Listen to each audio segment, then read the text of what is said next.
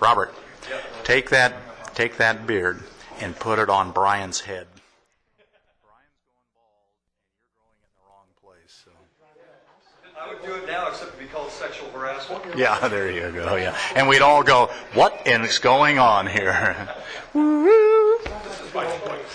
All right, here we go. All right, let me call to order the Fox Canyon Groundwater Management Agency meeting for today, Wednesday, October 24th. If you please rise. John, will you lead us, please? Please follow me. I pledge allegiance to the flag of the United States of America and to the republic for which it stands, one nation, under God, indivisible, with liberty and justice for all. All right. Okay. Thank you. Thank you. All right. Roll call. Director Craven? Here. Director Zaragoza? Here. Chair Mulhart? Here. Director Kelly? Here. Director Borchard? Here. Sam McIntyre is in the audience, and right now I don't see any other alternates. Public comments, opportunity for, oh, I'm sorry, agenda review.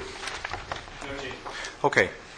No changes to the agenda, so it is as it stands. Public comments, opportunity for the public. Yes, ma'am. Oh, yes, Henry. All right. Okay, you guys can duke it out. Let's. Oh, you're a tag team. Is that what this is today? Oh my gosh. That's how we extend the 3 minutes that we never have anyway, and get it out to 27 minutes. You know. Good afternoon, Jared, members of the board. Lucy McGovern, City of Camarillo. And I'm going to throw in Camarillo Sanitary District also, just kind of as a... Why not? There. Why not? Yeah, why not? There is a reason for it. But I wanted to let you know that the City of Camarillo appreciates being a recipient of your GSAP grant. I wanted to let you know that we're in the final stages of getting the groundwater study wrapped up, and wanted to have an opportunity to get you an update of, or at least what the recommendations and the findings were of that effort. And I would, if I had an opportunity in your December meeting, I'd really appreciate it. Okay. Can we make an informational item time for that then? Okay, we can do that. And then what we'll do is probably a couple of days before the meeting, we'll give the formal report to your staff. We do not expect to have review and everything by the time we present it to the board. What we do anticipate is maybe allowing maybe 2 or 3 month time frame for the staff on Camarillo and Callejas and to work with your staff to finalize the report and kind of look over some of the findings and things like that. Okay. So that we can come in a later date and kind of do a follow-up on it. Okay, very good. And then now on the Camarillo Sanitary District side, one of the things that the report is recommending is that there is a gap of information on the groundwater basin side of things, that they are the study is recommending that 3 monitoring wells be installed as for observation purposes within the city of Camarillo, and they're more towards the eastern side of the district. I mean the city, and those wells could either be used for, like I said before, like groundwater basin determination and what the kind of gather information over time. And also, if a desalter is ever built, those wells could also be used as triggering how operations are determined for a future desalter. And there's an opportunity that the Camarillo Sanitary District Board is going to be considering in tonight's meeting to actually build those wells or drill those wells within the next year as part of a negotiated settlement that they're considering tonight with the regional board. So I may come at the next meeting and get your, ask for a letter of support on that project. Okay. All right, just keep staff appraised on that. Okay. Okay. All right, very good. Thank you. Any questions? Okay. Henry? Greetings, Chair and members of the board. I'm Henry Gromlich with Cayugas Municipal Water District, but today speaking on behalf of the public and private parties implementing TMDLs in the Cayugas Creek watershed, and yet another grateful recipient of your GSAP funding. In this case, we received funding to develop a watershed framework for a salts and nutrient management plan. This is a new requirement under the state recycled water permit for any sort of recycled water to move forward. And I just wanted to give you a mini update, and we'll look forward to providing more information, say, at a future agendized update. But we have a draft framework that we're completing. We've been working with regional board staff, and it looks like it's going to provide the flexibility and be true to the way water really moves in the watershed to allow for recycled water projects to move forward at low cost and effectiveness in the future while safeguarding water quality. So anyhow, I want to let you know that your funds have spurred activity in this regard. We're going to be attending a regional board-sponsored workshop on November 15th and working with other folks that are developing salt and nutrient management plans in the Los Angeles region. And we look forward to providing an update to your board. Okay, very good. Thank you. All right. Mike?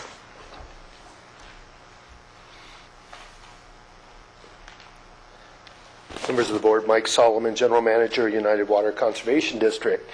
I just wanted to bring you some good news, and that's that our groundwater department has finally hired our groundwater modeling position. We finally filled it after a lot of recruitment.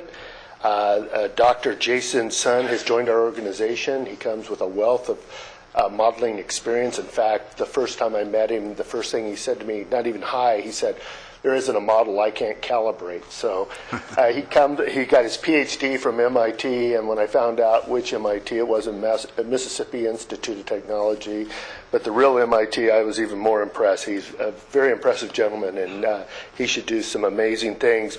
But I wanted to bring this to your information because you've been very helpful to GMA in helping us fund the efforts toward getting this model redone, and we just wanted to let you know we've been working hard trying to get that process going, but you know we've been down positions and we've been dealing with lawsuits and other things, and we've sort of had to put this item on the back burner. But I expect now that Dr. Sun is with us, we should see things moving pretty quickly, and we'll be bringing you back some regular reports to show you how quickly it's going.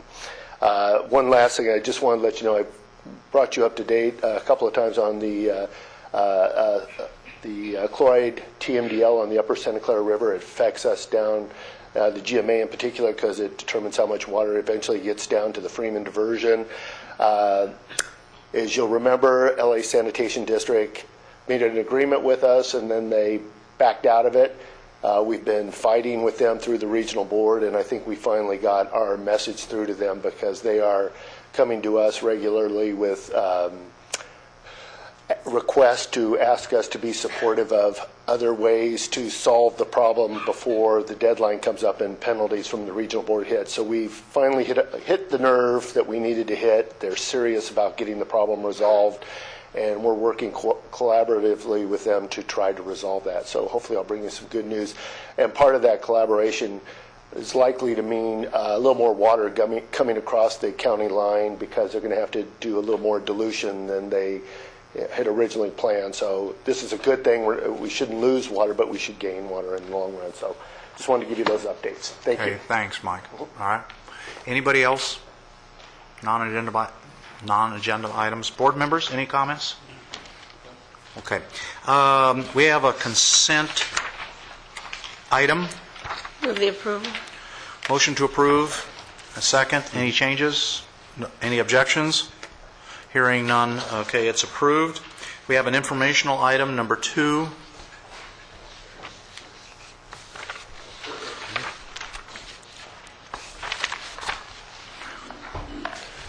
Good afternoon, Board Chair Robert Aranio, Crestview Mutual Water Company, here speaking today as behalf of the Las Posas Basin Users Group to give you an update as to whereabouts we're at and what we accomplished today. As you may be aware, we've been continuing to hold meetings every 2 weeks. The meetings are 2 hours in length as to what they're scheduled. Of course, everyone's got a homework packet. This past one that came out several days in advance was 74 pages of information for everyone to review and get up to speed and be familiar with. So, of course, not only with the meetings, there's an extensive amount of preparation that goes into each and every one before we get there so we can move through the agenda. I am glad and also not so glad to admit that today we did not get through the agenda. Many of the things got rolled over, and that was kind of an interesting one for us to not get as much accomplished as we hoped. But with that said, what we did get accomplished today was that there was a review of 2 well permits in the East Las Posas Basin, both for agricultural interest up along Stockton Road, that we reviewed and did not add any additional wording or modifications to the staff reports that were provided. And I believe an email has already gone back to staff concurring with that for whereabouts our basin group was on that. We did form a committee today in order to take a look at the county's rain flow infiltration model. The county has a model that they use for when the rain comes in order to estimate what is going to be the flood flows going down each one of the streams. And we're going to be taking a look at that model in order to assist in helping us quantify what is the amounts of water volume that infiltrates into the outcrop and what is the contribution to the system and in the basin yield. There is some contradictions in our plan that we'd like to take a look at and see if we can better quantify what that is. So we got that committee up and running today, set up for that. That's going to take a look at that. We also began discussions today about an old resolution that you passed many years ago, 2003-03, which has to do with the South Las Posas and allocation or use of that water that's in there. More specifically, what we began talking today is how do we go about allocating that water? Is it going to be on a first-come, first-served basis, or is it going to be more of a holistic basin approach to allow everyone? The feedback I got was that it only took about a couple seconds to review this because there was no controversy at all associated with that whole subject. Is that a correct analysis? Please disregard any future comments from the person that told you that, as they were grossly mistaken. And actually, that became a bit of a heated topic, which is good to see that we're finally getting to some points that have personal feelings involved, and we're getting out of the easy stuff, and people are starting to address and starting to bring out issues that we really need to tackle and address. And then the fourth thing that we accomplished today also was to set up a committee, excuse me, to take a look at setting a policy for exporting of water from the Las Posas Basin, or what would be the principles in which that export policy would be derived, as to what conditions may the water be exported, when it may not, and how we can make sure that everyone's interest is protected there as to what this water may do and where it can go. Okay, very good. Anybody in the board have any questions for Robert? All right. Okay. Anybody in the audience? Okay. Yes, ma'am. Chair Muller, just as a lead into Kathleen's presentation, this isn't intended to be a comprehensive review of the letter that went to Las Posas Users Group. It's more of an introductory thing. It is our intent to bring this to the executive committee. We've tried to schedule an executive committee meeting, but we're unable to do that. And then it will be presented in detail to Las Posas User Group in our turn as they go through all the comment letters that they receive. So today is basically an overview to help you through the material. It can be rather thick, and we just wanted to provide some compass points, if you will. Okay. All right. Kathleen. Good afternoon, Chairman Mulhart and directors. For the record, my name is Kathleen Rydell. I am employed by the County of Ventura in the Watershed Protection District. I'm here to present the second half of Item 2, the response to final draft version 1, Las Posas Basin Specific Groundwater Management Plan, dated August 17, 2012. First off, we found no fatal flaws. Overall, the final draft, dated August 17, 2012, was well written, describes the current state of the Las Posas Basin, presents the initial steps towards a development of a sustainable basin plan, provides an outline of groundwater management strategies currently being implemented and proposed. This version presents a departure in the philosophy from the previous version in that it presumes that the problem in the Las Posas basins is related to water quality and not water quantity. In order to develop a plan based on the framework created by this presumption, a number of questions need definitive answers, such as those related to who has the right to the shallow brackish groundwater, what is needed and how much will it cost to develop and distribute this new source of water. Per the executive summary, the document's focus is to create a framework to guide orderly development of the resource and sharing. The document simply lays out a framework for filling necessary details in a coordinated fashion. The document is proposed as an extension of FCGMA's existing groundwater management plan, and the document recognizes that many of the critical details are forthcoming regarding allocating and prioritizing the use of shallow groundwater resource as feasibility and cost evaluations are in progress. Section 1 of the document, titled Introduction, this section expands on the authority or explains the authority of LPUG and the purpose of the basin-specific groundwater management plan. Per the document, quote, the basin-specific groundwater management plan uses the authority of the FCGMA, a special act district created by Assembly Bill 2995.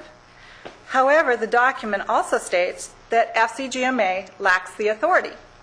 The document's logic regarding authorities is somewhat circular in that it states FCGMA lacks authority, but LPUG relies on the authority in order to accomplish the things that FCGMA does not have the authority to do. Purpose. Designed to add to the Fox Canyon Groundwater Management Agency wide groundwater management plan dated 2007 by identifying basin-specific groundwater management strategies and providing a corresponding implementation plan.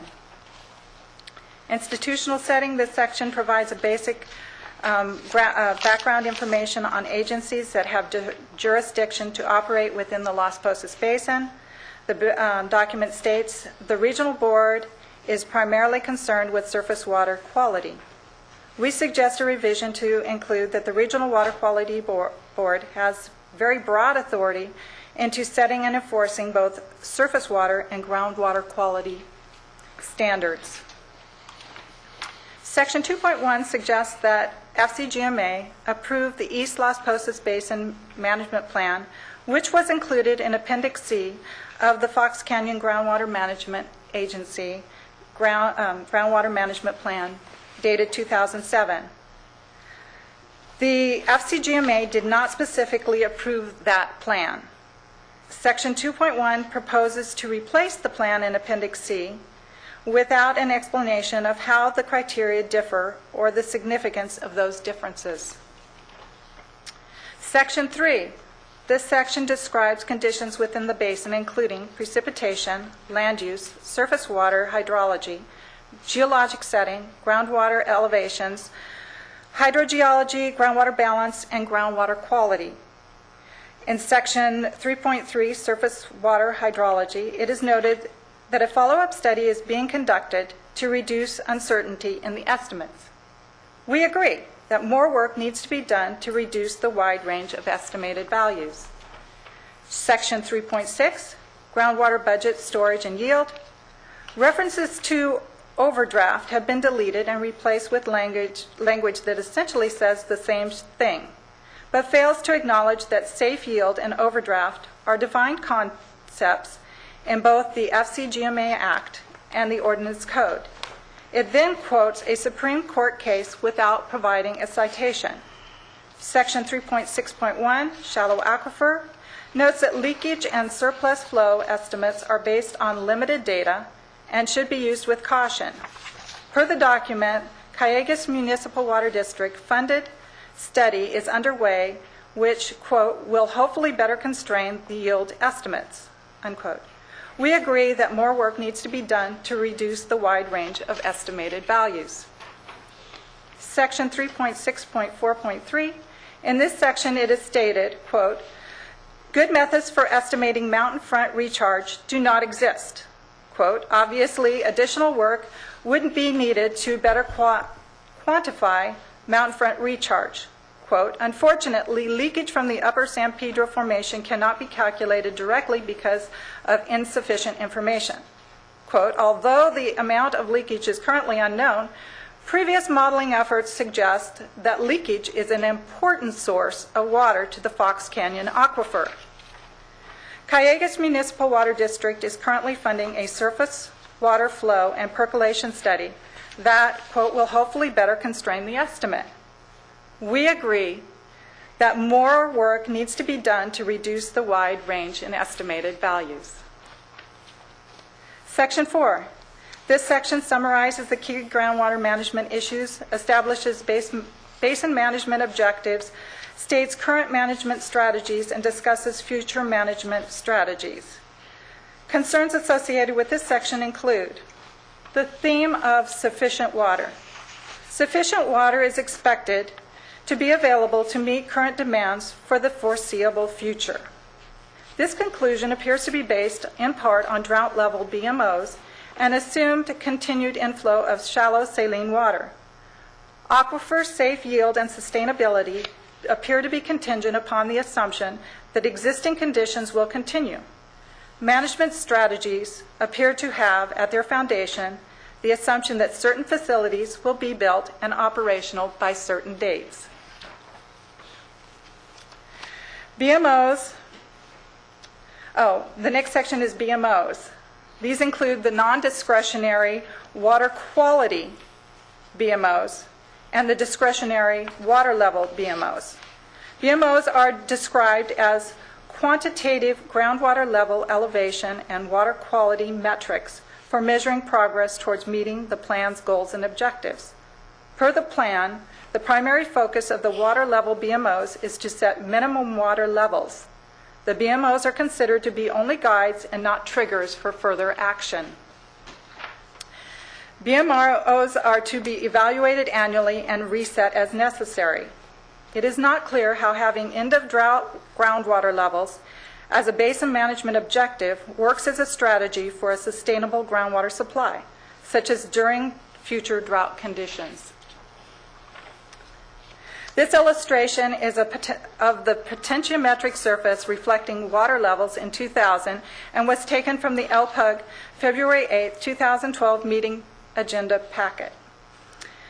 Two proposed water level BMOs are compared to the water levels in 2000.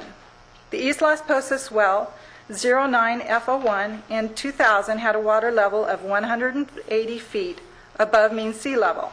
The BMO is 196 feet, 16 feet higher than the 2000 water level. The West Las Posas Basin well, 08F01 in 2000 had a water level of 150 feet below mean sea level.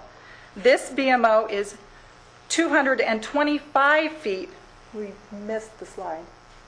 Back. No, you're running right now. Okay, right here. I'm still discussing this one. The BMO is 225 feet so below sea level, so it's 75 feet lower than the 2000 water level. Okay, next slide. Presented here are the hydrographs for the wells in the eastern portion of the West Las Posas Basin, taken from the draft basin-specific groundwater management plan. Below the hydrograph is a bar graph showing monthly rainfall at a station near the subject wells. The drought ended in October 1990, and yet the water level continued to decline. The end of drought water level is 175 feet below mean sea level based on the hydrograph provided. So why is the basin management objective so low? Is a cushion or protection to be provided in case of future drought? Next slide. Alternatives to current strategies. The document states that the current Fox Canyon groundwater management approach does not provide a framework for keeping the basin operational yield in balance with pumping. Concerns expressed in the document include increased groundwater demand, potential future changes in land use that would increase groundwater demand, increasing imported water costs driving municipal and industrial pumpers to increase the use of local groundwater. Alternatives to current strategies. It is not clear in the document what is being proposed for each of the identified challenges, or who is to develop the measures that will ensure the basin is kept in balance. These should be clearly identified and explained in the document. The document should clearly identify who or what agencies or organizations are performing each task introduced. Future strategies. The main thrust of the Las Posas Users Group proposed future efforts appear to be the development and control of existing supply of brackish groundwater. The document identifies migration of the existing saline groundwater plume in the Eastern Management Subarea as a concern. Shallow aquifer groundwater extractions combined with desalting of the shallow groundwater is identified as a medium-term strategy expected in 2017. This illustration prepared by LPUG, which shows the approximate location of the saline water plume, which is depicted in red. Per data provided, the plume is moving northward into the basin. Future strategies. With regard to the plume migration, it is not clear what interim measures are proposed. The document should identify and describe the interim management strategies to be implemented to halt the saline plume and protect the aquifer from further degradation, both horizontally and vertically. It appears that the proposed approach is to allow the poor quality water to continue to migrate at least until 2017. It is not clear from a legal perspective what the ramifications are for moving forward with such an approach. Skipping the next slide. Other aquifers. The interim period planning tasks include review pumping allocations for other aquifers. There is a theme in the document regarding other aquifers in reference to permitting wells and extractions. Per the document, it appears that all water resources in the Fox Canyon Groundwater Management Agency are not considered equal and equally protected.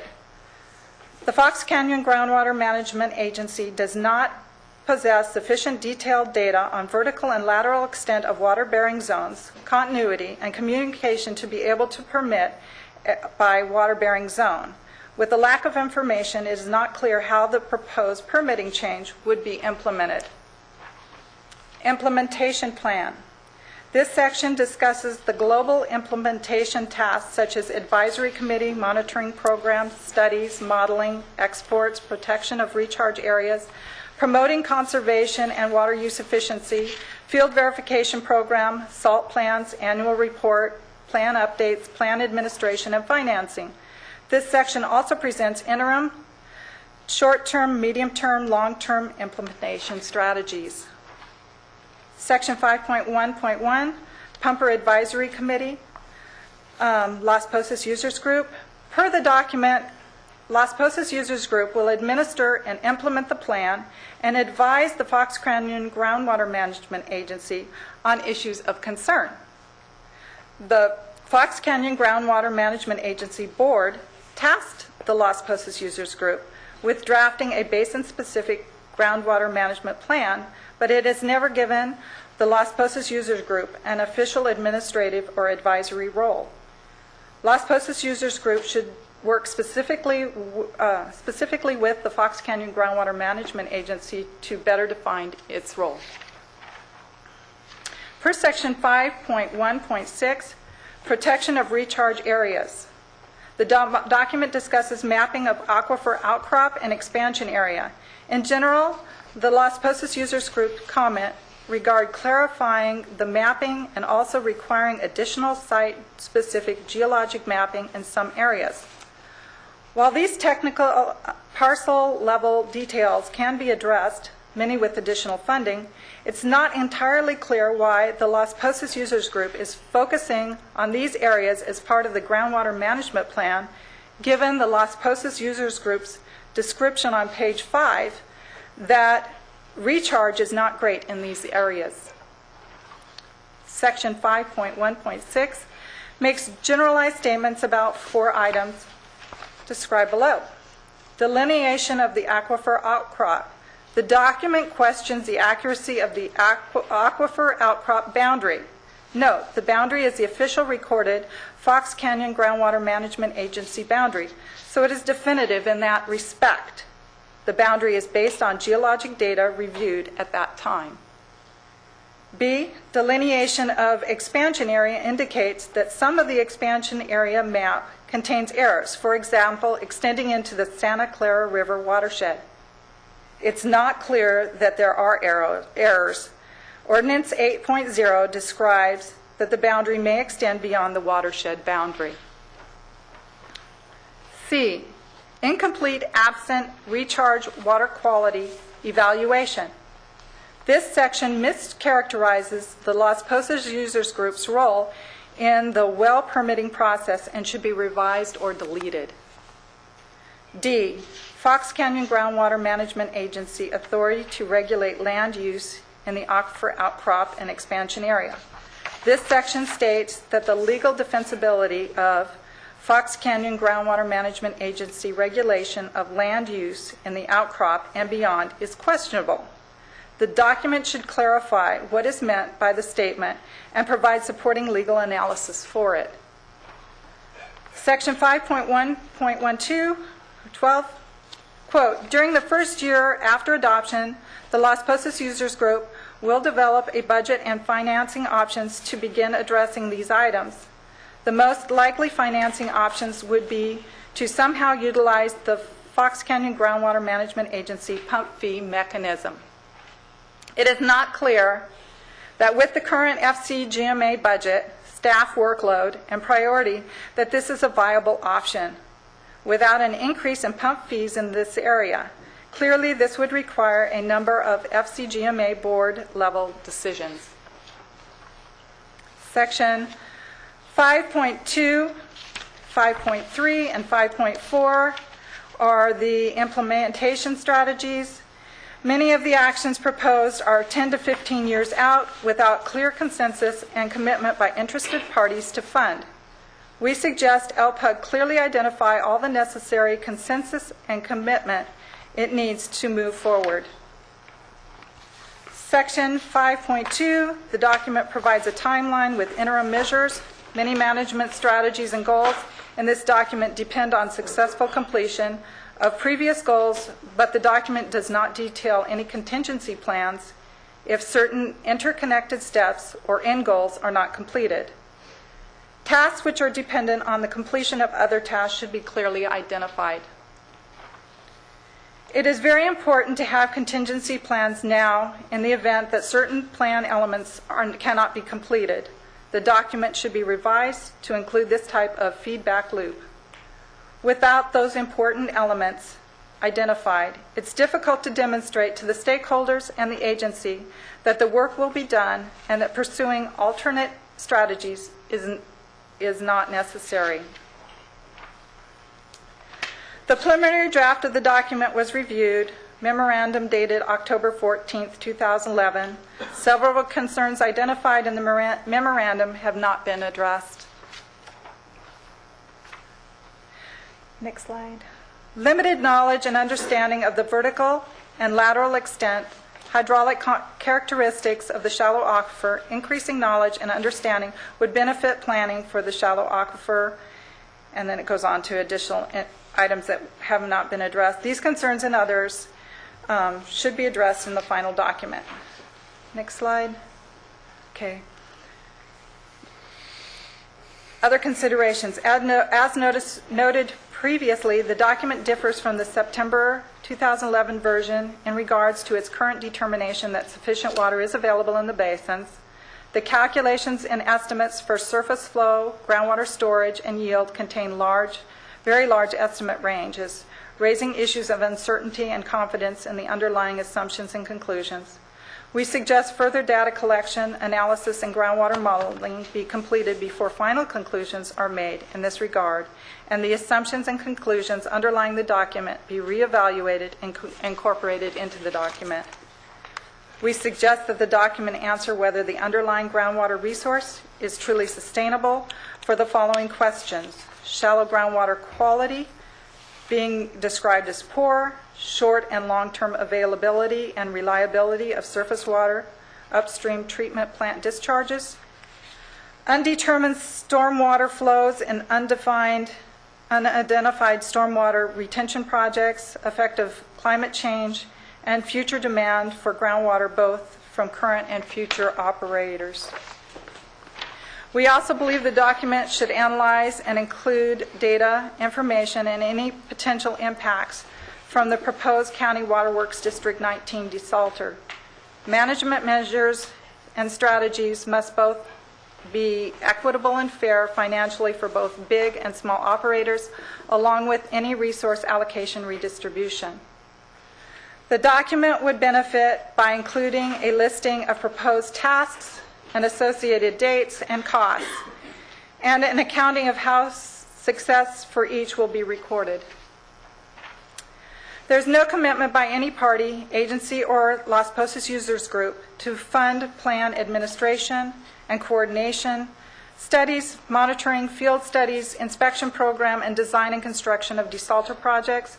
Nonetheless, the document's recommendation that the first year Las Posas Users Group will develop a plan and financing options should be a priority, and the timeline for this task accelerated if possible.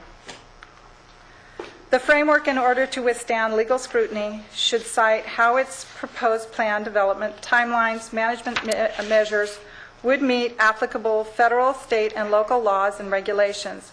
Given the new framework strategy of assuming sufficient water supply, an analysis of surface water rights, specifically the water rights of upstream dischargers and relationship and obligations to downstream users, should be evaluated and considered.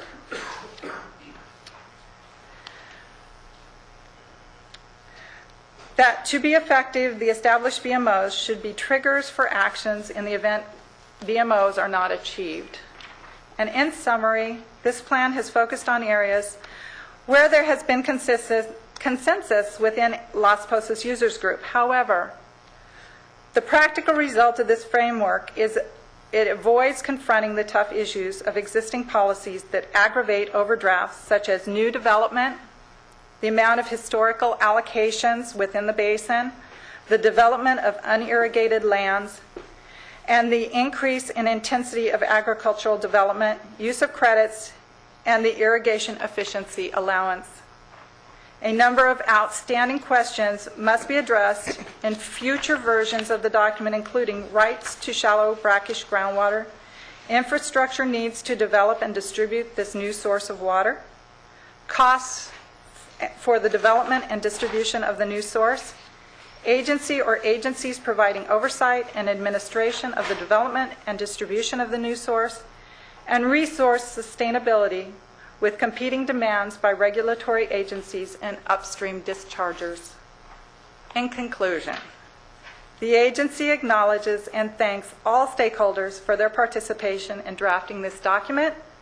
The document represents a milestone in its consensus description of the basin's current state, and we look forward to working with the Las Posas Users Group through the user group meeting process and transitioning this framework into a sustainable basin-specific groundwater management plan. Thank you.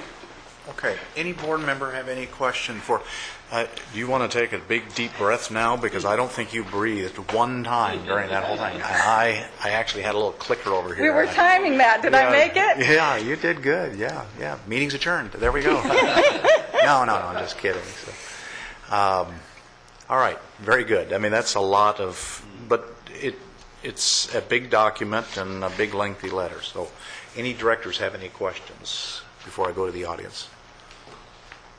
Okay. Anybody in the audience have any questions or comments? Yes, ma'am. Susan, in fact, was breathing, so you can now rest. I think I was. We'll see if I am now.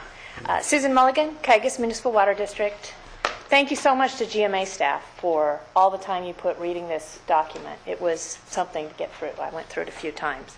And thank you, Board, for the opportunity to talk about it. I'd like to step back a little bit out of the details and into clarifying what Callegas wants out of this process and what we'd like to ask of the GMA out of the process. For the last 2 years, it's been 2 years since I've been general manager. I can't speak too much before that, but Callegas has supported the basin management process by investing in the collection of technical information and compiling and analyzing that information, trying to foster a cooperative process amongst the stakeholders. In the past, there's been a perception that we've been trying to control things, and we've stepped back from dictating solutions. We're trying to be a pumper, and one of 7 members of a voting panel provide resources, but not dictate solutions from our perspective. What we do want out of the process is 2 things. One more thing we don't have an interest in. We don't have an interest in how the water gets divided up. Callegas really doesn't care and who gets what.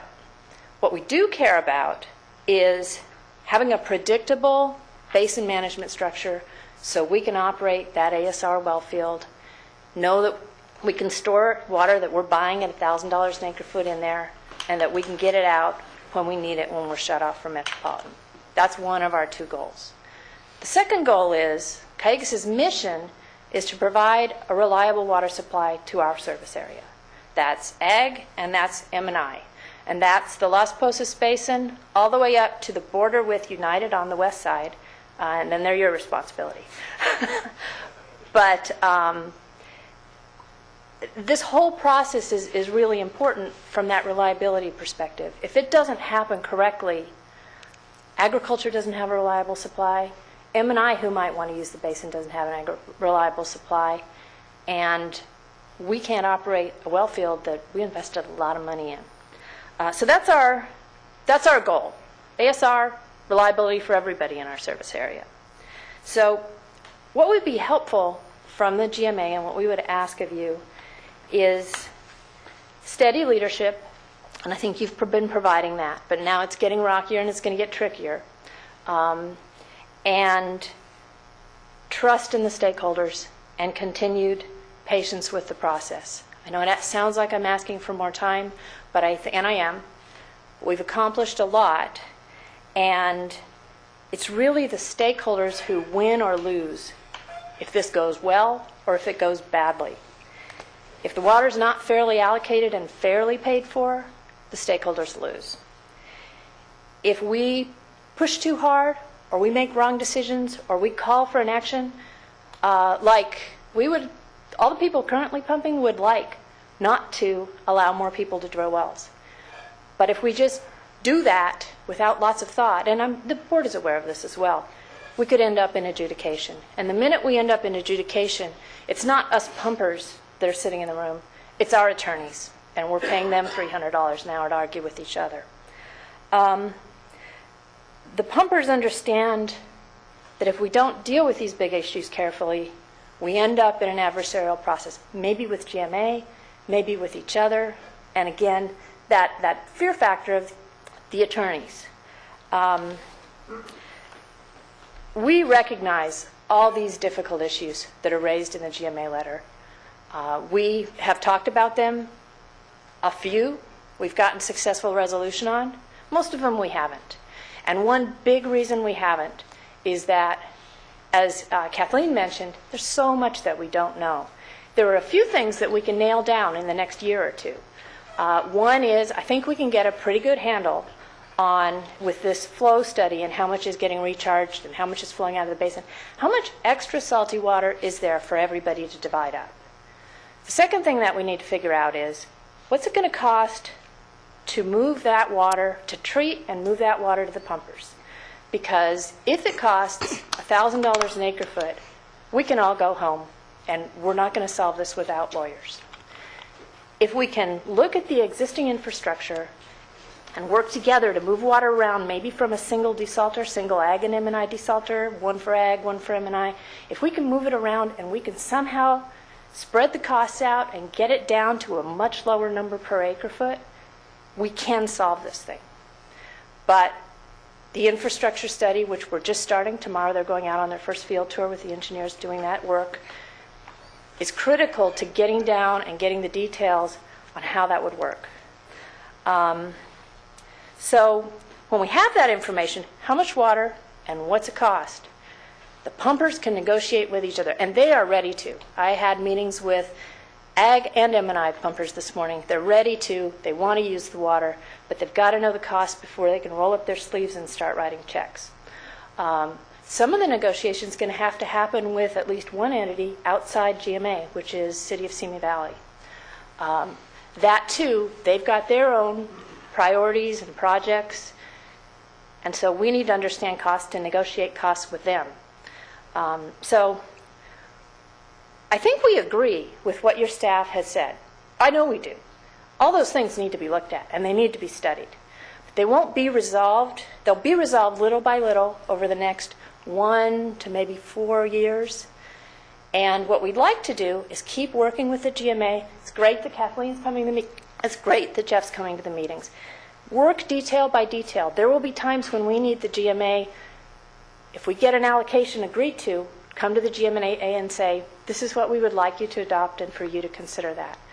But if the GMA is going to say, we don't want to accept your plan, adopt your plan until all these things are worked out, we don't really have a choice but to adopt it ourselves at LPUG and just keep trying to work with the GMA, because it's not going to be resolved in time to do this document in a timely manner. So we'd like to put a bow on it, as one of our pumpers has said, and start working on some of these nuts and bolts issues with you as we go along. So steady, supportive hand by the GMA, really close work with staff as we go along will help us with all this. So thank you for your time, and again, thank you for all the work staff's put into this. I think we agree. All right, thanks, Susan. All right, anybody else? Any staff comments, board comments, anything else? I think Jeff said it correctly, and I appreciate Kathleen being able to do all of that and not breathe. And as a professor, you understand how to do that in front of the class. I don't. But anyway, you did good. As Jeff said, this is an overview. We have a series of steps. We're going to talk about it at, I think, the executive committee meeting, the next executive committee meeting. There's a review process. You've gotten some comments from others. There'll be another presentation. And I think you said it correctly, Susan, when you said that it's a balancing act of the GMA reaching out to the constituents to define their future, but making sure that it just doesn't run wild and we sit here without any dog in the fight, if you please, and then you guys get to some turn point, and then the hand goes up and say, well, why didn't you say that to us 2 or 3 years earlier? And that's always a balance, and we always hear that. So this is a difficult process. I recognize that. I think staff recognizes it, and I think that the review that they did was good. It raised a lot of issues. You're aware of most of them, as I've heard back from Bob has told me. And we're going to continue in the process. As I've said to Jeff, and I got a tour last week of Zone's facilities. Carol and Craig Underwood and John Borchard gave us a great tour, and I walked away with the 2 impressions. One, we made a decision a long time ago not to get inside the mutual's internal business, and having taken that tour, I'm pleased that that was a good decision, because it's a very complex operation.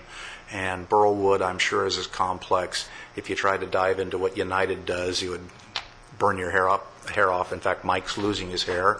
Brian is losing his hair, because that tells me that Kiegas is more complex. So, yeah. This is my choice. Oh, yeah, that's a good line, but we know better, okay? So I walked away with that impression. And then the other impression I walked away with is that the process that we put in play of the LPUG group and putting our time and energy to concentrate on that area was the right strategy. We have the Oxnard Plain that we're going to have to deal with, and that football is moving down the field very fast. and I'm not sure how we're going to control that one, so we have to think our way through that. So from a GMA standpoint, at least my perspective is that our world of responsibility is much broader than your world. Your world out there is very complex, but we also have the 25 million pound gorilla behind the scenes, and that's called the state of California. And the message that was delivered to us was clear, and that is we have done a good job of trying to solve the problem over the last 25 years, but the problem hasn't been solved, primarily on the Oxnard Plain. Now we're dealing with your area. And my impression is, when I looked at the farming operation up in Zone's area of responsibility, is that part of the problem is that the change in agriculture is changing faster than we can regulate and write the rules. When I grew up as a kid on the Oxnard Plain, we grew lima beans. That's what the family did for 75 years. And my dad was one of the first that was into big strawberries. That was a quantum change in what we did as a farming family. That has multiplied itself so much more in the years between the hoops, the nursery complexes, the way we ship, the way we produce. So farming is changing, agriculture is changing, the cities are changing, and the regulatory process of making sure everybody is in balance is a much slower process. So from a GMA standpoint, I walked away thinking we've got to continue to push you folks, the folks in the Oxnard Plain. Your comments, I think, were correct. We can push so far and so fast that we create more problems than we intended. On the other hand, we need to continue to do it as a partnership, recognizing that at the end point, we are the controlling agency, and we have turned to you for that guidance. So I encourage staff and the LPUG to continue to work together. We'll go through the different review processes. At certain points, we will push. You will push back. That's how it's done. And hopefully we can get this problem solved sooner than later. And anyway, yeah. And I know I have not been a member of the GMA for maybe just a few months or less than a year. But you said that GMA is we're the responsible agency, we're the controlling agency. So an imaginary flow chart, organizational chart, GMA is here, and then LPUG and Oxnard underneath that. Is that the way it works? Well, Or how do we? I'm not. I just want to know who reports. Okay. Yeah. I think the answer is no one reports to anybody. The fact of the matter is that the GMA is responsible to bring to bring the balance and safe yield and quality in all its areas of responsibility. What we elected to do was to reach out and agree to create a group of concerned growers in that one area to Like work. LPUG is one, and Oxnard is another. And Oxnard would be the It's just for talking purposes. for talking purposes, yeah. But there is no entity. There's no entity that has quote unquote legal rights. There's no entity that reports. They're going to come up with a plan. The reason I'm asking you because you said the responsibility was given us by the state. The state's responsibility is that it effectively owns all the water, and it's said that within our area of responsibility, we have to manage it. And if we don't manage it, they will then come in and do it for us. So we're using a tool of reaching out to the constituents in LPUG area, and they've done a great job. They've had continuous meetings. I think it's a good report, yeah. And I think it's a good response from staff. But I just visually I want to find out. The GMA is here, and then are they equal to or? no, it's not a legal reporting process. And I'm thinking of a policy type issue like a city council or a board of supervisors, No. and you have okay. Committees. No, it's not that. That's what you're thinking. Yes. Mike? Okay. So Yeah, Mr. Chairman, I would like to remind all of us, when the state board exec was here, he gave us a certain push to get on with it. And so my feeling is that however you manage it in the exec committee reviewing this, but we may need to divide and compartmentalize or something, because I envision if we take staff's report to the full end, it'll be 2035 when you get the report finished. And I don't think a report coming out in 2035 will satisfy the needs of the state. So when I read through the original staff report, I visualized it as a death by 10,000 words. I really think that we cannot allow ourselves to become so bogged down trying to complete every last task that we fail to get on with something. I think that was what you charged the committee with before, was that they progress in some rapid fashion to create a need, and that fashion may not be totally, absolutely perfect. And, our current election is a good example.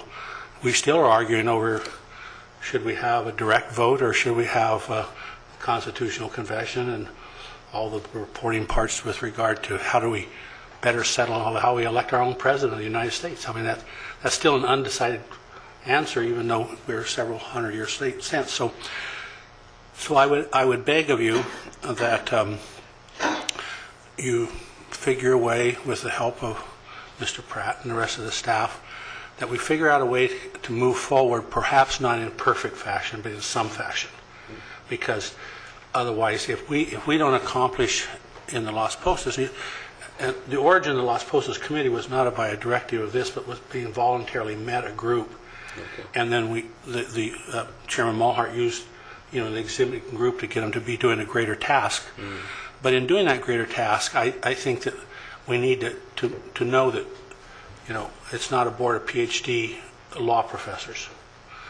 You know what? One of the interesting, you bring up an excellent point, Mike, and I've said this to somebody the other day. Back when we had Gulf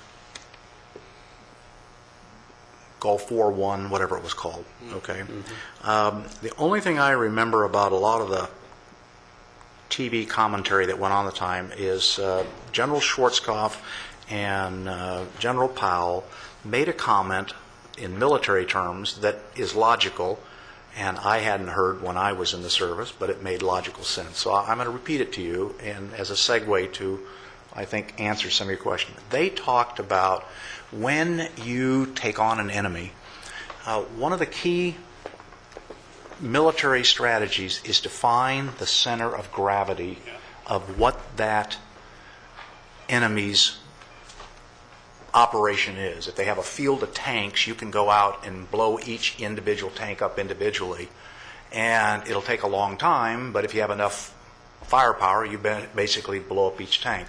Or you can figure out what is the command and control, the center of the focus of what drives those tanks. And if you take that item out, the tanks are just running around without any guidance at all. And that's what we did in Desert Storm 1. I think that was the name of it. Desert Storm is we took out the command and control of the Iraqi army by blowing up their eyes and ears, and they could not communicate. And basically, we did that in the first 3 days.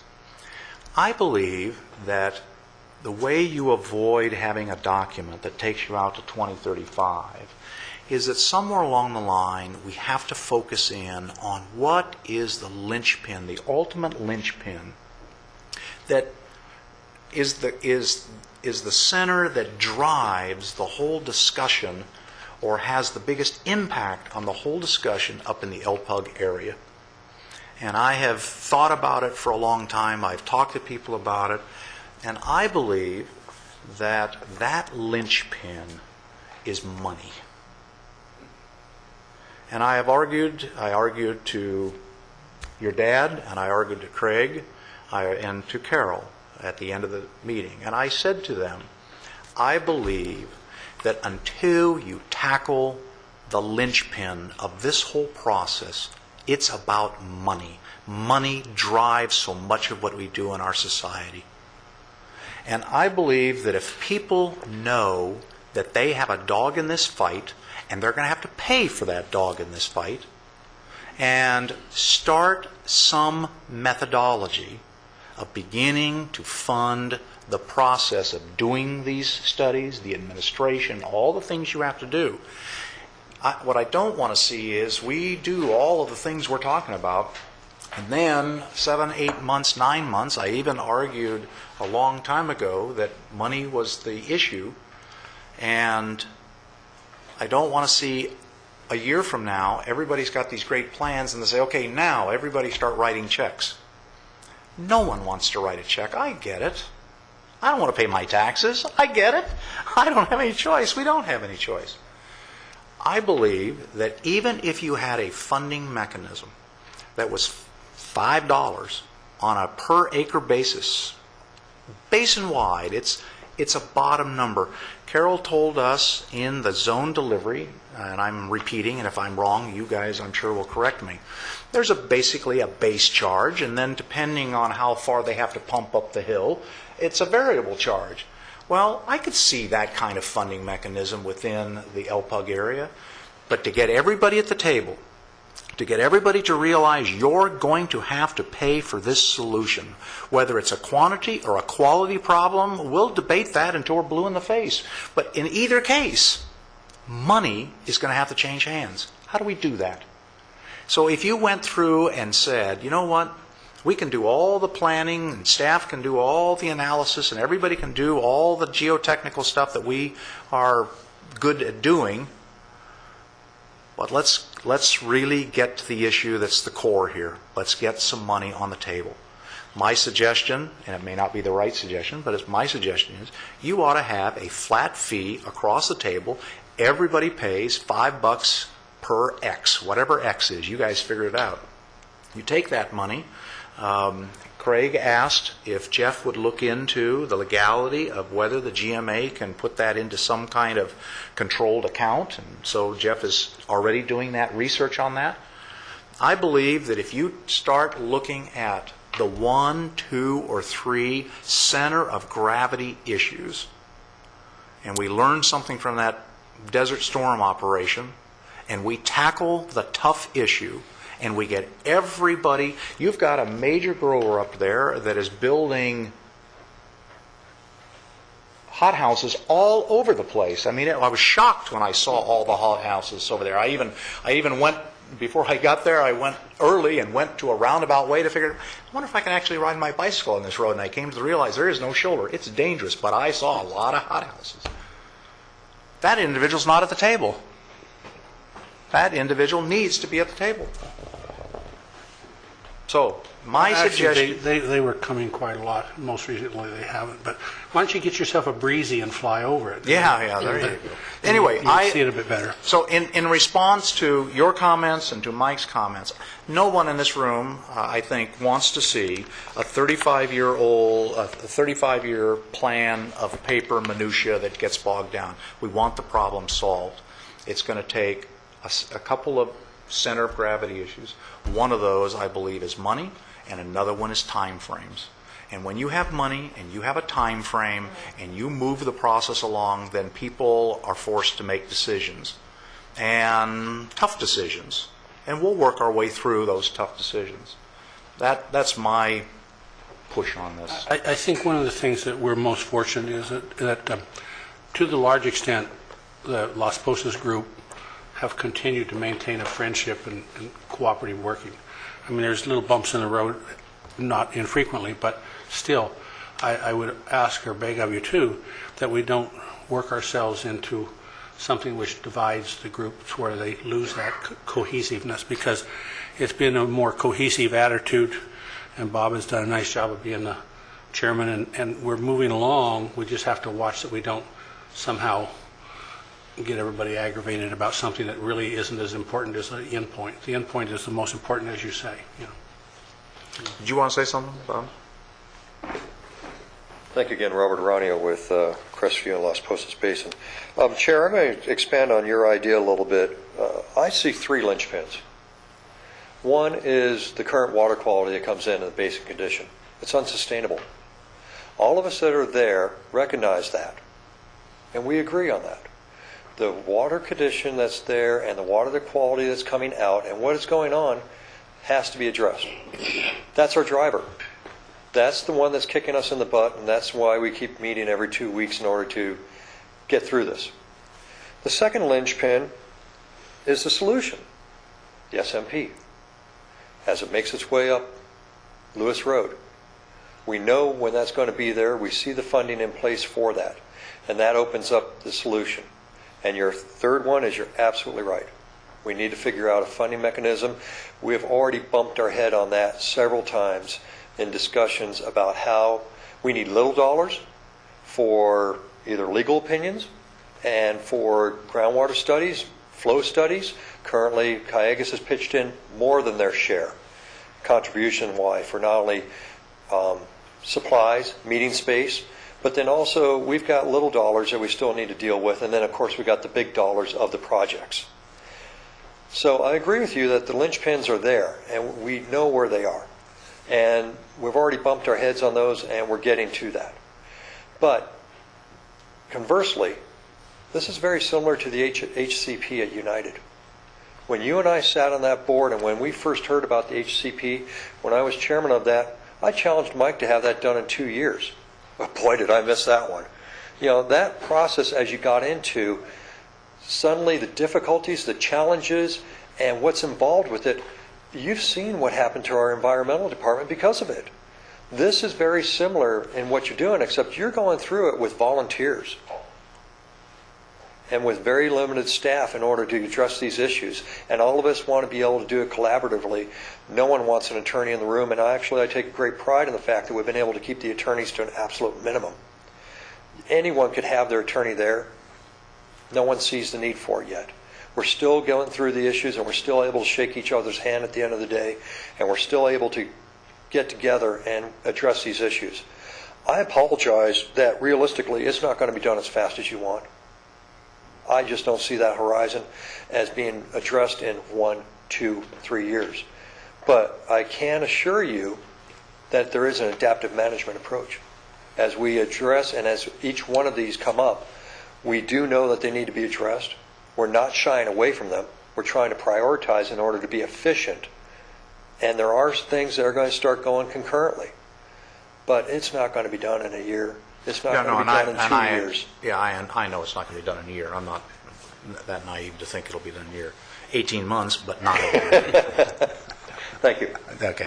Mr. Chairman, one thing I would like to compliment Cayugas on, and that is that anybody, I realize it's a separate leg, but if you go over on Lewis Road just north of the Tecolote, you'll see them digging and putting pipes in the ground, and so there is progress. It's already inside the city limits of Camarillo and headed north. So people who are waiting to see some progress can just drive down the road and see it right beside the road. Okay.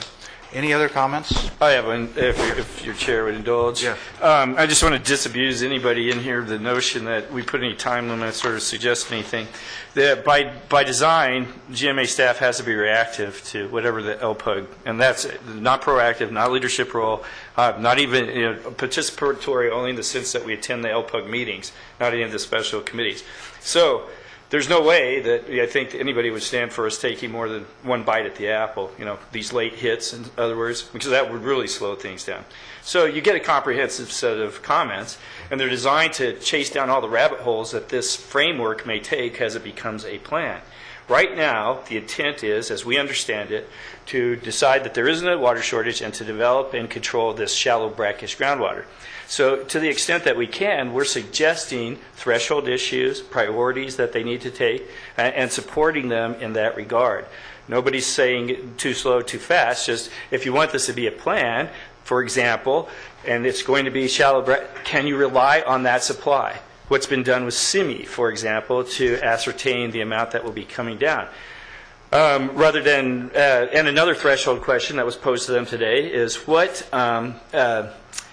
is it going to be a shared resource, or is it sort of a first come, first serve, and there's some things immediately on the horizon you need to deal with at the GMA board, at least for clarification and maybe for direction, on either one of those approaches.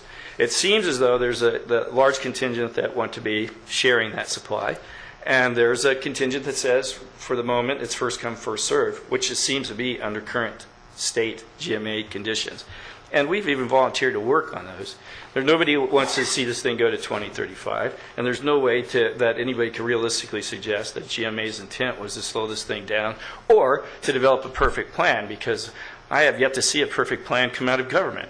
And I don't think anybody would argue with me on that point. So we're just putting down fence posts someplace so we know what the playground is. That's essentially what we tried to do with the letter. So I hope everybody takes it in that spirit. Okay. I think if we all acknowledge that, and then we can proceed more rapidly, because then we can do just what I asked in the beginning, and that we can ferret out those portions which can be placed in to function sooner rather than later, and then develop some of the other missing parts as time goes by.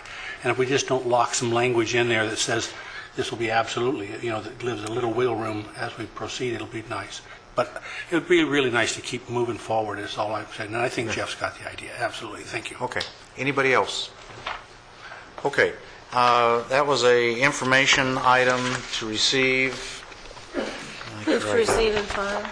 Okay. And a motion to receive and file. All in favor? Aye. Okay.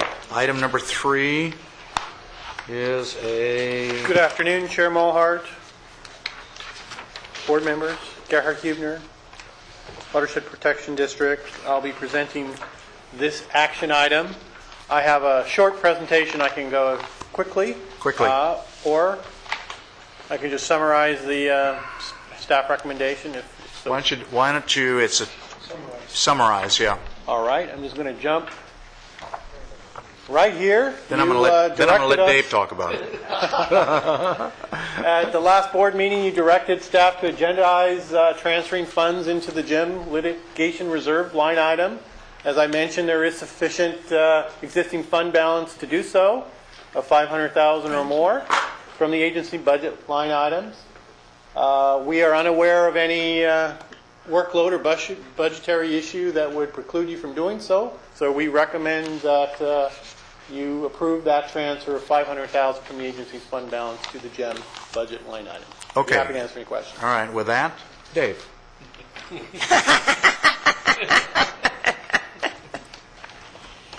Senor Dave. He made the Move the board suggestion. approve the staff's recommendation. Okay. Motion I'll to approve. second that motion. Motion and a second. Any discussion? Anybody in the audience? Any board member? I just want to say I was shocked last time, and I'm still shocked that Dave's saying this.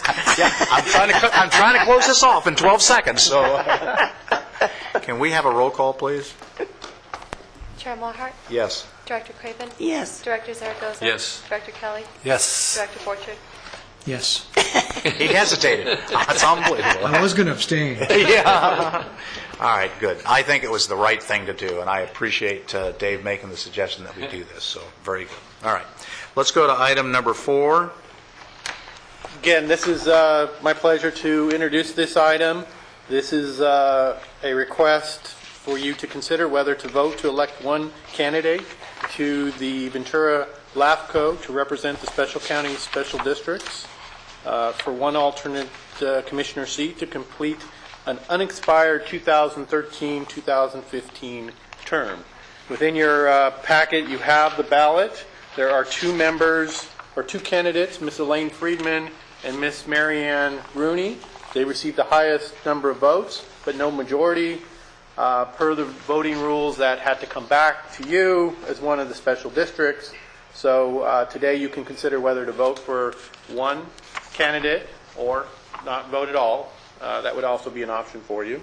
And if your selection is made, then direct agency staff to formally submit and certify the LAFCO ballot. Okay, I'll open it up for discussion. I have one question. Yes, ma'am. Who was it that we, when we had this before, who was it? Who did we nominate before? Nominate. Was it any of Neither. either of these 2 individuals? I had nominated Elaine Freeman, but we decided on somebody else, and I can't remember who it was. Who? Okay. Okay. All right, I'll open it up. Who would like to speak?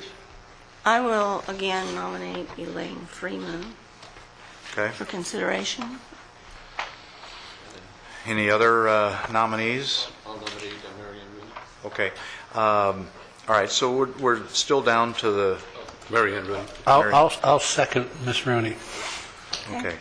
So we have a motion and a second for Mary Ann Rooney. Yeah, but we still have a nomination. What do you want to do? I'd be curious to hear what both board members have to say about each candidate, but Well, you know, I've known Marianne. Your candidates. Yeah. I've known Marianne Rooney for a while. You know, she is a harbor commissioner. She's a business person. She's works a lot with ADCBC, you know, and working with the business community, and I think she has a lot of good ideas that might help, you know, the LAFCO, you know, and doing what LAFCO has to do. You know, so. Okay. And I think she'd be a good candidate. You know, she's a young, bright young lady. All right. I have, in various capacities, worked with Elaine Freeman for probably 25 years. And I think I've always thought she studied all of the issues and was very good at making determinations. She has some land use experience, having worked for BIA. She has public agency experience, having been on the Rancho Simi Recreation Park District Board. Is that what it's called? If that's not exactly right, then you've got, oh yes, Rancho Simi Recreation Park District. And I just thought that she would make a good, be a good person in making decisions. I think both of these people might come at things from the same angle, so to speak, in looking at things. I think sometimes LAFCO is a little bit one-sided. Okay. so then with that, maybe I will second Director Craven's. You will have a vote. Didn't we get here exactly the same place last time when this somebody puts- suggested the other person and everybody went, Puts Chairman Mulhart in the crosshairs. No, I'm suggesting we have two candidates. Now let's just have a raise of hands. I like the fact that his face matches his shirt and color. You know, my goal was to get out of here at 2:10, and you missed. I missed. So now I feel no obligation to get out of here at all, so we could sit here and stare at each other. But, Well, you can just hold this I don't until know. 4:15 Listen. when I leave. listen, I don't know either candidate. So, I have a quarter. yeah. So I don't know either candidate, and I believe that both of you know what it takes to make LAFCO function. And John's been on LAFCO. I was in LAFCO for 10 years. Yeah, and the city, like all cities, has to deal with LAFCO. So we know the importance that it's not an appointment that we take lightly, because it has a huge effect on all of us. And but I don't know them personally. That's my comment. So as I read through this, if I was getting this without any background at all, and I read the special members, and then I read both of their outlines here, and I look at all the things that they've been involved in, I see that Mary Ann Rooney has a whole, I mean, it may be just the way she wrote it up in a piece of paper as compared to what the other one did.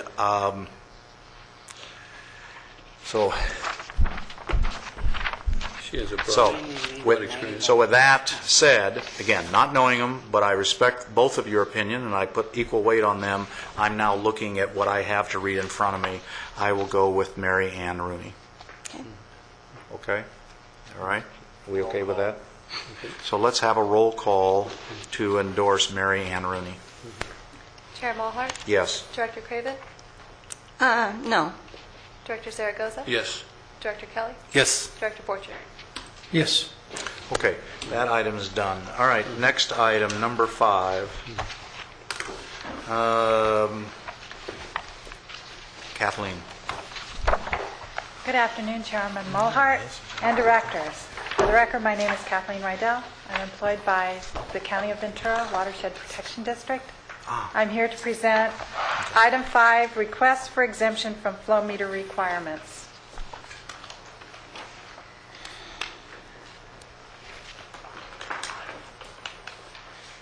The agency has revised its approach to granting flow meter exemptions. In the past, agency staff would grant exemptions to flow meter requirements based on a note, a phone call from a well owner or operator. During the second agency-wide verification of flow meter accuracy, the well owners and operators have been asked to submit to the agency the form shown here on the screen, self-certifying that the well is exempt from the flow meter requirement based on the ordinance code criteria. The form allows the operator to identify which exemption options, inactive or domestic, applies to the well. Thus far, the agency has received 32 inactive well exemption requests and 23 domestic well exemption requests. For domestic exemption requests, the agency staff compares the well and parcel data on file in the County of Ventura GIS database to the ordinance code criteria. Per the ordinance code, flow meters are not required for extraction facilities supplying a single-family dwelling on 1 acre or less with no income-producing operations. Agency has found that most of the 23 domestic well exemption requests do not appear to meet the ordinance code criteria for such exemptions. This is primarily due to parcel size or to the apparent income-producing operations. The 23 domestic well exemption requests are summarized in Table 1. On Table 1, the wells are identified by abbreviated state well numbers, and 5 examples of requests for flow meter exemption based on domestic well usage will be presented on the following slides. On the aerial photographs, note the pink lines, if you can see them, on the aerial photographs represent the parcel boundaries. The blue lines, the approximate well locations in the GIS system we found can be off by about 1,000 feet, so this is an approximate well location. And the yellow lines indicate where the parcel or residence is located in a regional view.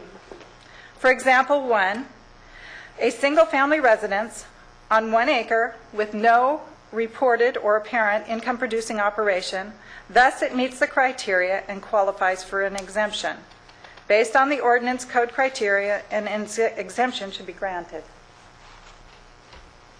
Example 2, a single-family residence partly located on a half-acre parcel with no reported income-producing operation associated with the residence or residential parcel.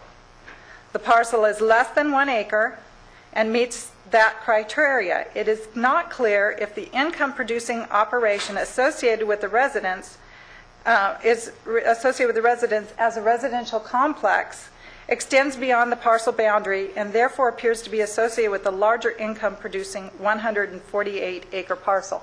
And note that parcel is like an island in the middle of that 146-acre parcel.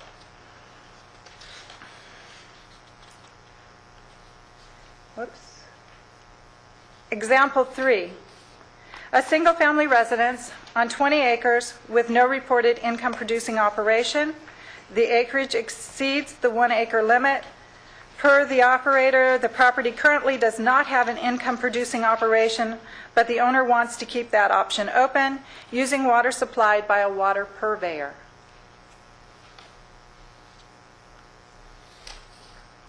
Example 4, 3 single-family residences on a 317-acre parcel. It is not clear if the parcel is associated with an income-producing operation. The parcel is greater than 1 acre in size. Based on the aerial photograph, there appear to be more than 1 single-family residence at that location.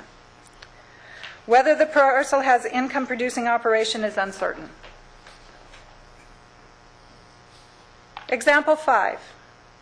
No apparent single-family residence on a 114-acre parcel, which appears to have an income-producing operation. Based on the plain language of the ordinance code, only the first example is eligible or clearly eligible for an exemption. It is not clear if the second example satisfies the criteria. The other 21 wells do not appear to meet the criteria. Therefore, the owner-operators of the 21 wells will be sent letters notifying them that their wells do not meet the exemption criteria. Non-exempt wells are required to have operational calibrated flow meters with proof of flow meter accuracy submitted to the agency. And 3, they can appeal the decision to the board. In September, agency staff discussed the issue of domestic well exemptions with the Operations Committee. During the committee meeting, it was suggested that the Meter Committee reconvene, review the exemption criteria. At this stage, it is not entirely clear how much staff time will be required and how long the process will take. We estimate 6 months to develop a revised approach. We are bringing this issue to your board now as the December 28th, 2012 deadline for submitting proof of flow meter accuracy is approaching. Proposed approach. Agency staff compares the completed exemption request forms to well and parcel data available in the FCGMA online and County of Ventura GIS databases. Based on the findings, agency staff will notify the well owners or operators as to whether, based on the plain language of the ordinance code, the exemption was granted or denied. Notifications will be sent via U.S. Postal Service. The wells will either be deemed exempt from the ordinance code, flow meter requirement, or not exempt. If a well is not exempt, then proof of an installed calibrated flow meter will be submitted, or is to be submitted.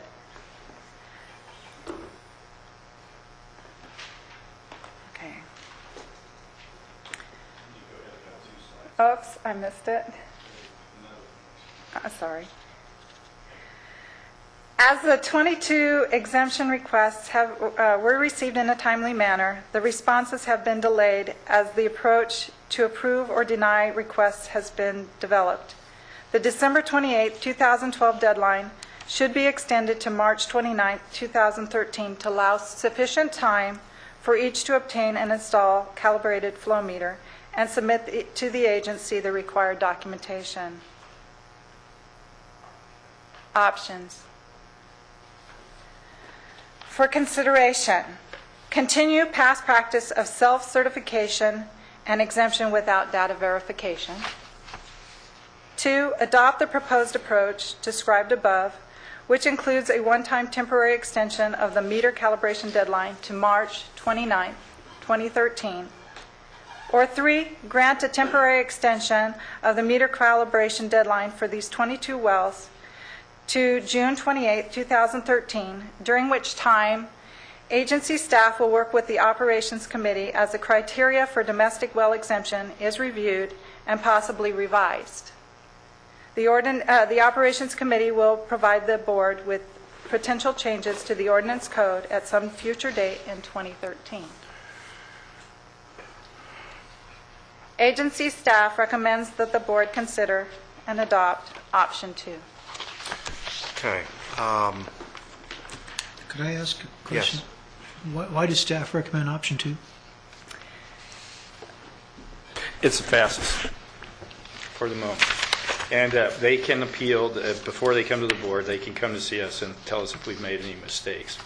So in which case we would reverse it. And is this extension, is that for all calibrations or just the 22 we're talking about? Just the 22.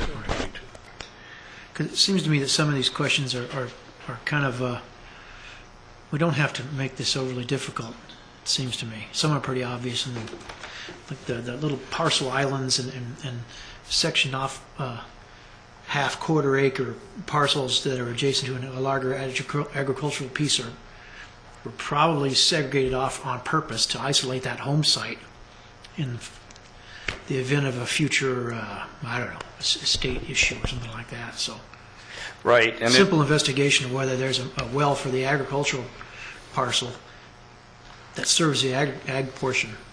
Yeah, that's sort of the intent. It's my understanding that you can tell the difference between a domestic well and an ag well by pipe sizes and so forth. So that information will be presented and considered. Currently, though, we don't always have one of the considerations, and they can get waivers based on discharge pipe diameter and horsepower of the pump. And that is for a domestic well, that is, you can get the waivers, they go 5 years, and you can get it for an additional 5 years, but you still have to have the flow meter on the well. And Mr. Chair, we discussed, the size of the pipe might be the indicator, to what the horsepower that you were saying. Mr. Chairman, I think if you're going to have the committee system work, the committee probably should tell you that we suggested to have the meter committee convene. The majority of the meter committees here today. I think they could probably have a decision before they left. Yes. Kathleen, let me stop for a second. Robert, do you want to say something? You were the chair of the committee, the meter committee process. Actually, I'm just trying to keep the Rob name going at these meetings, since Rob Saperstein doesn't attend anymore, and he doesn't get up and talk. Yeah, someone's got to pick up the torch and run with it here. Yes, you're doing very well, and it has been noted. Are we to call you Rob now? And Bob? Yeah, that's it, Rob, Bob, anything somebody for dinner. Now, if Susan comes up more than one more time, then we have a contest going on. Oh, Henry's in the running too, so.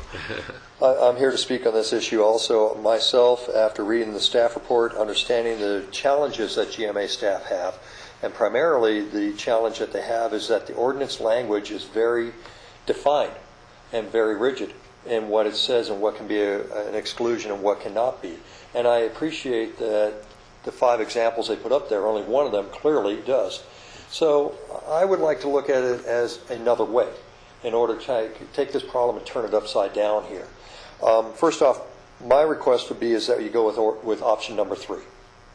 Now, I realize that's not as expeditiously timely as what staff would require, but I'm looking at this problem as let's make this whole problem a lot easier and a lot simpler in order to address, in order to make the whole operation a lot more efficient. And what I'm proposing here is that we go through the committee and we have a discussion such as we did at the operations committee, but we go ahead and we set what is a de minimis use.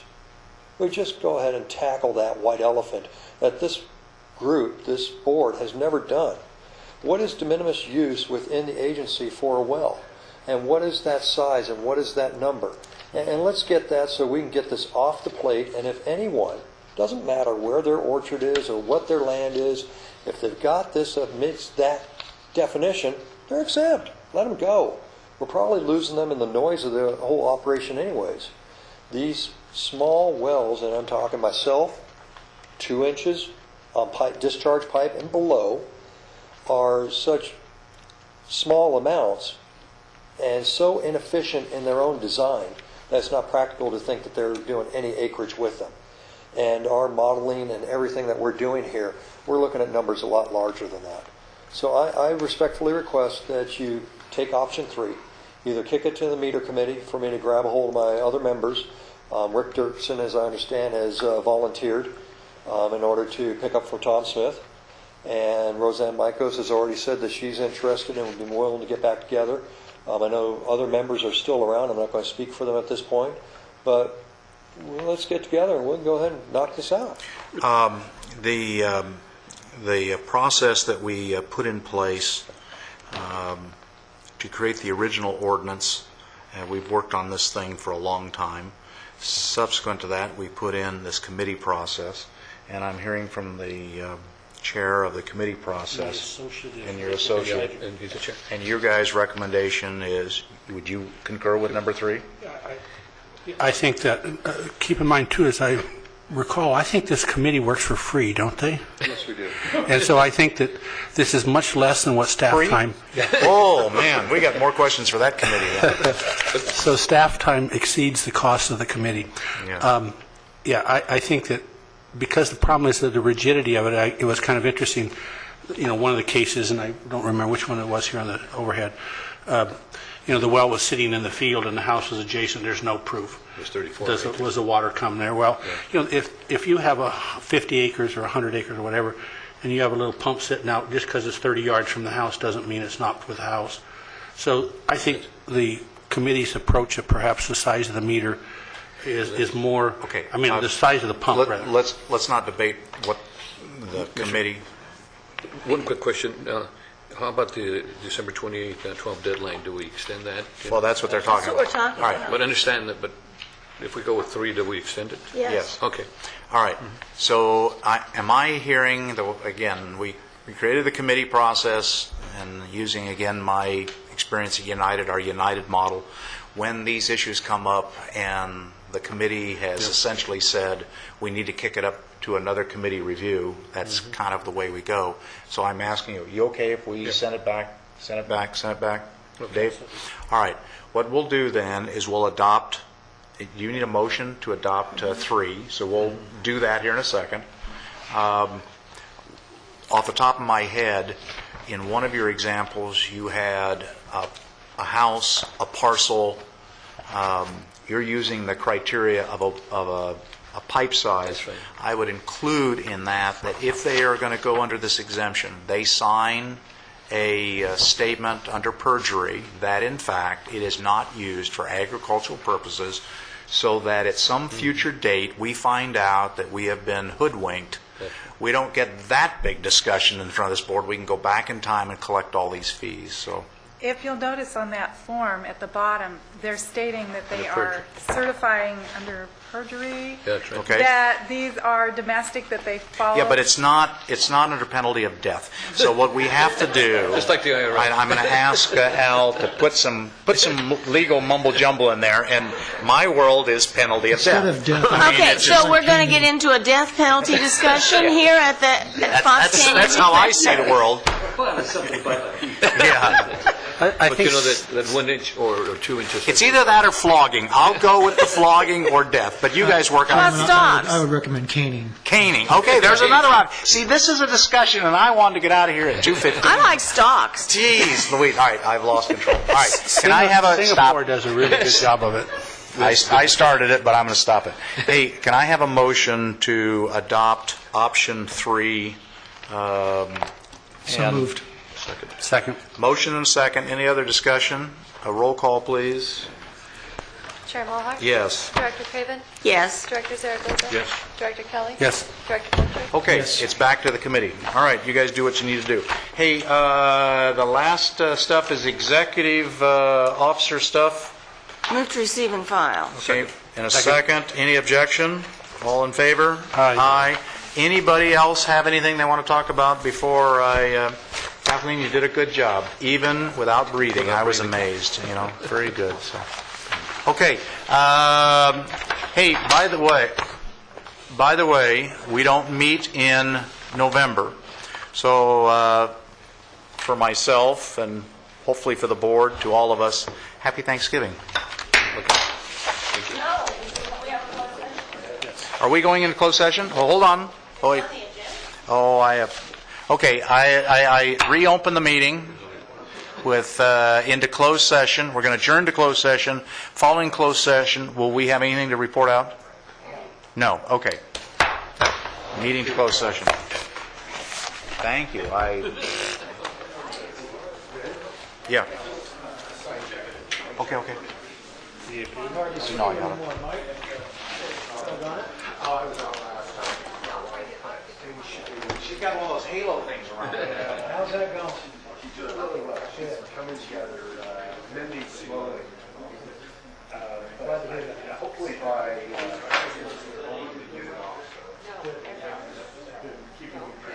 No doubt. What's that? I'm good. She's actually starting to do some of it. She's learned how to... A therapist comes in. That's right up there with flogging.